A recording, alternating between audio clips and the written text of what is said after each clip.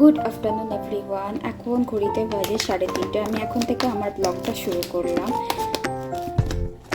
দুপুরে খাওয়া দাওয়া হয়ে গিয়েছে, মেয়ে ঘুমিয়ে পড়েছে। এখন মেয়ের জন্য আমি কিছু রেসিপি বানাবো। সেটা মাখানাটা ওই 1 সপ্তাহের মতো আমি নিলাম এখানে। ব্যাস এটাই নেব। 1 সপ্তাহ মতো হয়ে গেলে আবার নতুন করে বানাবো।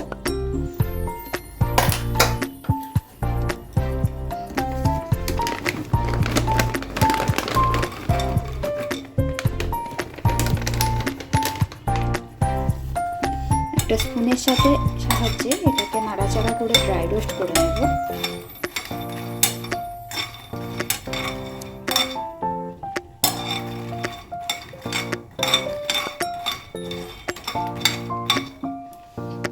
আমি এদিকে ওর আপেল সিদ্ধটাও বসিয়ে দিয়েছি, ইভিনিং স্ন্যাক হিসাবে যেটা দেব। আপেল অ্যান্ড ওটস দেবো আজকে। মাখানাটা এখানে অলমোস্ট হয়েই এসছে। এই যে লাল লাল রং ধরে গেছে। এবারে এর মধ্যে দেবো সামান্য পরিমাণে বাটার, একটু টেস্টের জন্য। এই এতটা পরিমাণে বাটার দিচ্ছি। বাটারটা গললে মাখানাগুলোর সাথে লাগিয়ে নামিয়ে নেব।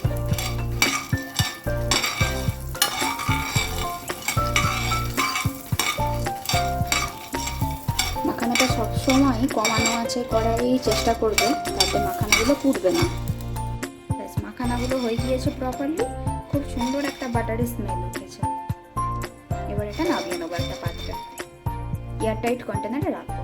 যখন দেখবেন মাখানাগুলো এইভাবে ভাঙলে পুরো ভেঙে যাচ্ছে, তখন জানবেন এটা প্রপারলি হয়ে গিয়েছে।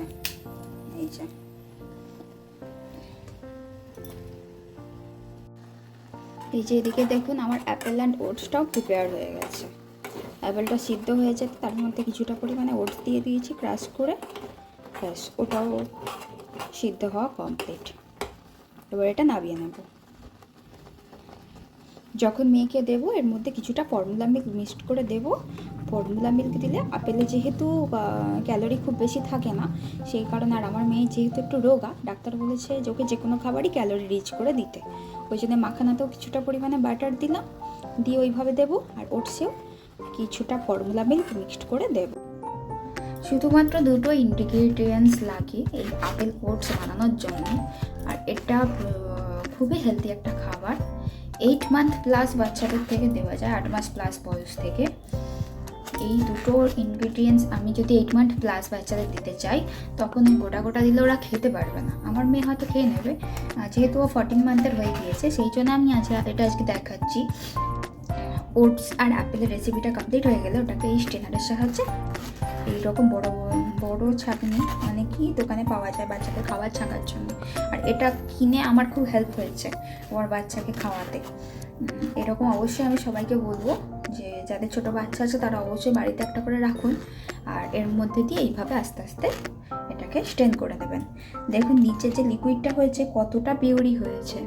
এটা খেতে ওদের খুবই সুবিধা হবে আর খুবই হেলদি এই খাবারটা। আর অবশ্যই বাচ্চাদের দিলে এর সাথে ফর্মুলা মিল্ক অল্প করে মিক্সড করে দেবেন, যাতে এটা একটু ক্যালোরিটা যাতে একটু বাড়ে। এটা ওদের খেতেও সুবিধা, পেটটাও ভরবে, অনেকক্ষণ থাকবে পেটে, সহজে হজমও করতে পারবে। যদি আমার এই অ্যাপেল উইথ ওটসের রেসিপিটা যদি আপনাদের ভালো লেগে থাকে, তাহলে অবশ্যই আমাকে জানাবেন।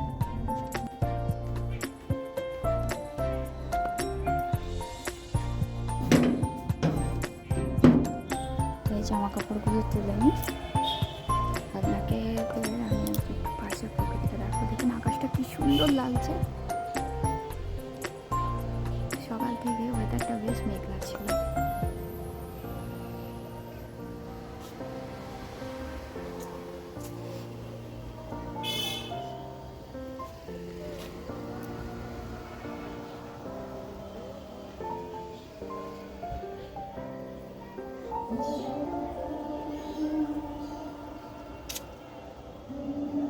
এই আমাদের বাগান। চলুন যাই, জামা কাপড়গুলো তুলে নিই।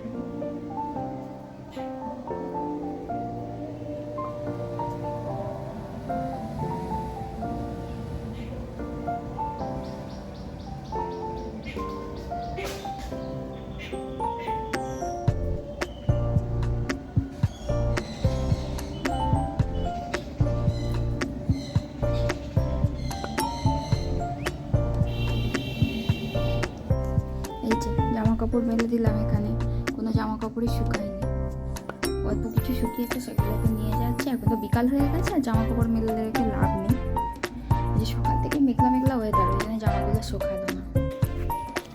চলুন যাই, আপনাদের সাথে গোলাপ গাছগুলো একটু শেয়ার করে আসি। এই গাছগুলো কি ভালো লাগে না দেখতে? এই যে দেখুন কত গোলাপ হয়েছে, কত সুন্দর লাগছে দেখতে, একদম ভর্তি হয়ে গোলাপ হয়েছে, ছোট ছোট কুড়ি পুরো ভর্তি। এই গোলাপগুলো আজকেই ফুটেছে, এটা কি সুন্দর লাগছে না?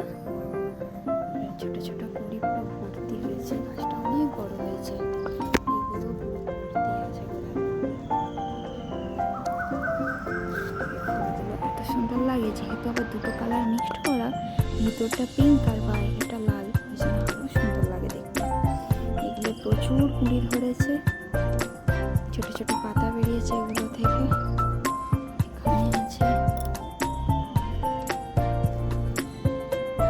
গন্ধটাও খুব সুন্দর, প্রচুর কুড়ি ধরেছে।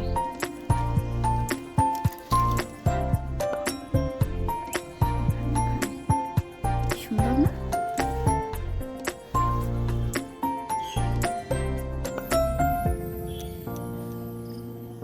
এগুলো তত্ত্বাবধান করা মানে দেখাশোনা যা বলা যায় সবই আমার শ্বশুরমশাই করে, আর গাছটা এনে লাগিয়েছে আমার বউ।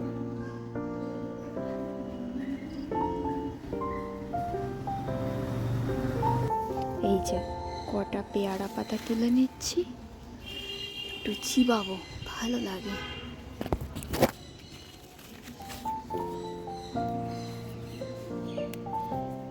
কচি পেয়ারা পাতাগুলোই চিবাতে ভালো লাগে। এই দেখুন এখানে একটা শসা হয়েছে, সবই ছোট হয়েছে, এখনো কাঁটা ছাড়েনি।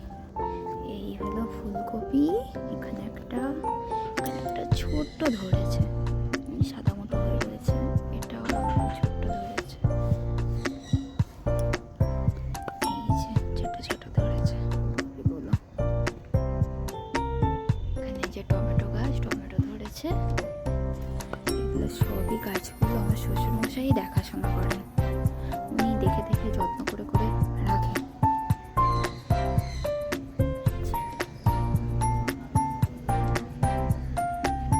ওই যে দূরে ওই গাছগুলো দেখছেন গোলাপ গাছের সামনে, ওগুলো ব্রোকলি গাছ, হলে অবশ্যই আপনাদের সাথে শেয়ার করব।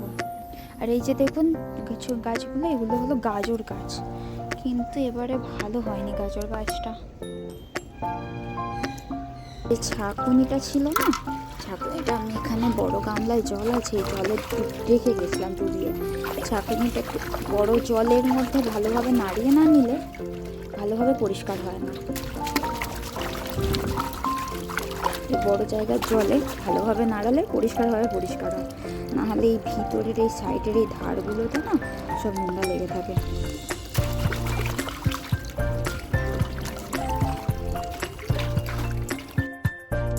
ভালো মা,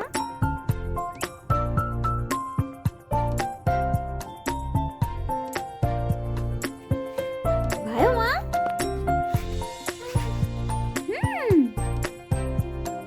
আচ্ছা ঠিক আছে, খেয়ে নাও, তারপর কথা বলবো। বসে বসে খাও, বসো, বসে বসে খাও। তোমাদের সাথে আমি আজকে একটা জিনিস শেয়ার করতে চাইছি, সেটা হচ্ছে কি নিউবর্ন বেবির জন্য 5টা এসেন্সিয়াল জিনিস। তার মধ্যে আমার প্রথমেই আমার চয়েসে আছে এই জিনিসটা। এটা শীতকালে যাদের নিউবর্ন বেবি আছে তাদের জন্য তো খুবই উপকারী।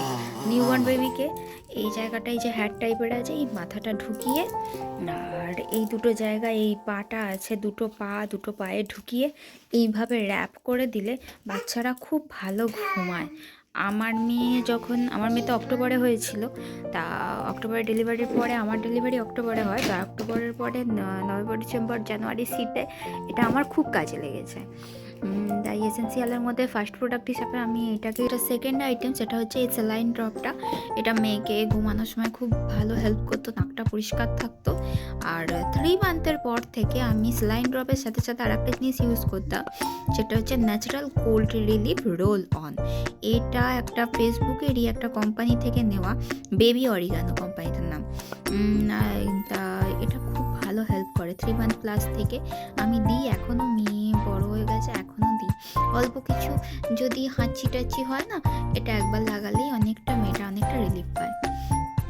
দামটাও দেখে নিতে পারছেন, মাঝে মধ্যে ডিসকাউন্টে পাওয়াও যায় দুটো একসাথে নিলে। আমার এখনও পর্যন্ত 3টে রোল অন নেওয়া হয়ে গেল। বেবির ক্লথের মধ্যে কিংবা যে বালিশে শোয়, বালিশে কি পিঠের দিকটায়, কানের পাশটায় লাগিয়ে দিলে ওরা সর্দির সময় খুব ভালো ঘুমাতে পারে। আর একটা এসেন্সিয়াল বলতে, আমি এই বেবি হাগেরই ছিল, এটা বেবি হাগেরই যে কোম, এটা হেয়ার ব্রাশ, কোম না সরি, বেবি হাগের এই যে হেয়ার ব্রাশটা, এটা খুব হেল্প করেছে। এই হেয়ার ব্রাশটা এত হেল্প করেছে যে কি বলবো, মানে মেয়ের চুলে স্কাল্পে কোনোভাবে কোনো সমস্যা কখনো হয়নি। অনেক বাচ্চাদের হয় না, মাথা থেকে কালো কালো নোংরা ওঠে, ওখানটা মনে হয় ওই চিরুনি দিয়ে জোরে, হেয়ার কোম যেগুলো হয় খড়খড়ে থাকে, তো ওই দিয়ে কোনোভাবে লেগে স্ক্র্যাচেস হয়ে কোনো অনেক সমস্যা হয়। তাই এই হেয়ার ব্রাশ ইউজ করলে কোনো রকম কোনো সমস্যা হয় না, আর ব্লাড সার্কুলেশনটাও বাড়ে, যার ফলে মাথার যে হেয়ার গ্রোথটাও অনেকটা হয়। আমার মেয়ে যখন হয় মাথায় সেরকম চুল ছিল না বললেই চলে, এখন তো যথেষ্ট হয়েছে। সেই জন্য এই হেয়ার কমটা আমার খুব ভালো লেগেছে। নিউবর্ন বেবি থাকে তখন থেকেই এগুলো খুব প্রয়োজন। এগুলোর মধ্যে একটা হচ্ছে এই ধরনের একটা ব্রাশ, এই ব্রাশটা আশা করি আপনারা দেখলে বুঝতেই পারছেন কী রকম ব্রাশটার কথা বলছি। আর এইরকম একটা ব্রাশ, এগুলো আমি মেয়ে খুব ছোটো থাকা অবস্থায় প্রায় 1 মাস বয়সে আমি কিনেছি। ফ্লিপকার্ট, অ্যামাজন কি মিশো সব কিছুতেই পেয়ে যাবেন। এর সাথে আরও 2-3টে ব্রাশ থাকে, যেগুলো একটু বড় ধরনের স্পঞ্জি থাকে, ওগুলো ফিডিং বোতল পরিষ্কারের জন্য ইউজ হয়। আর এটার কথা স্পেশালি আমি বলছি এই কারণে, এই যে ছোটো ছোটো ড্রপারগুলো থাকে, ভিটামিন D3 ওষুধই হোক কিংবা অন্য যে কোনো ওষুধই হোক, প্রায় 6 মাস পর্যন্ত 6 মাস বয়স পর্যন্ত বাচ্চাদের ড্রপস হিসাবেই দেওয়া হয়। প্রত্যেকটা ড্রপের সাথে এই ধরনের একটা ড্রপার দেয়। ড্রপার ভালোভাবে পরিষ্কার করা অবশ্যই দরকার হাইজিন মেনটেন হওয়ার জন্য। ড্রপারটা কীভাবে পরিষ্কার করবেন, এইভাবে এটাকে টানবেন, টানলে দুটো পার্ট ধরে টানলে এই দুটো পার্টে ভাগ হয়ে গেল। ভাগ হয়ে গেলে এই ধরনের ব্রাশ দিয়ে, এই ভিতরটা অন্য কোনো ব্রাশ ঢোকা পসিবল নয়, এই ব্রাশ দিয়ে এইভাবে ঘষে পরিষ্কার করে নেবেন। যদি চেষ্টা করেন, এগুলো তো আর স্টেরিলাইজ করা যায় না, কত গরমে দিলে নষ্ট হয়ে যায়, সেই জন্যে এই ধরনের ব্রাশ দিয়ে চেষ্টা করবেন। যদি বেবি ওয়াশ কিছু থাকে ফিডিং বোতল পরিষ্কার করার জন্য, সেই বেবি ওয়াশ দিয়েও ঘষে নিতে পারেন। আর এইটাকেও এইভাবেই ভালোভাবে ঘষে নেবেন। ঘষে নিলে কী হয়, ভিতরে ওষুধের কোনো রকম ওষুধ আর থাকে না, আর যে কারণে ও যদি এর ভেতরে কিছু পরিমাণে ওষুধ থেকে যায়, তার উপরে যদি আমরা আবার ওষুধ নিয়ে বাচ্চাকে দিই, ওই ওষুধটা কিছু পরিমাণে থেকে সেটা নষ্ট হয়ে যায়, কিংবা আমাদের জার্ম ইনফেক্টেড হয়, সেই জার্মের সাথে আবার নতুন ওষুধটা মিলে তার কার্যকরী ক্ষমতাটা অনেকটা কমে যায়। ওই জন্য ভালোভাবে এগুলোকে ধুয়ে নেওয়া অবশ্যই খুব দরকার। এই যে ব্যাক ওয়াটারের সাহায্যে আমি এগুলোকে ভালোভাবে ধুয়ে নেবো। এই ব্রাশগুলো আমার জন্য খুবই কার্যকরী। আপনারাও ছোটো বেবি থাকলে বাড়িতে অবশ্যই একটা কিনে রাখবেন। একটু বড় হলেও স্ট্র পরিষ্কারের জন্য খুবই কাজে লাগে। Papa.